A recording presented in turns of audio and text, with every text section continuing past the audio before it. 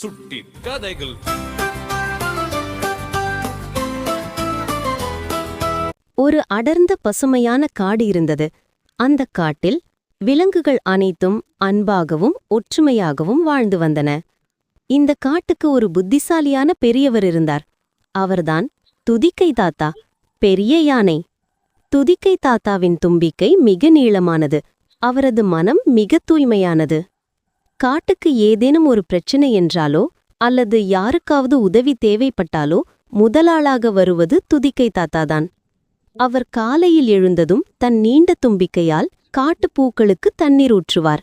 பிறகு ஆற்றில் நீர் அருந்திவிட்டு வனத்தின் மத்தியிலிருக்கும் பெரிய ஆலமரத்தின் அடியில் அமர்ந்து மற்ற விலங்குகளின் குறைகளை கேட்பார். தாத்தாவுக்கு பிடித்தது ஒரு மாயக் கண்ணாடி. அதை வைத்து காட்டின் மிக தொலைவில் நடக்கும் விஷயங்களையும் அவர் பார்க்க முடியும். ஆனால் கடந்த சில நாட்களாக காட்டில் ஏதோ ஒரு சோகம் படர்ந்திருப்பதைப் போல அவர் உணர்ந்தார்.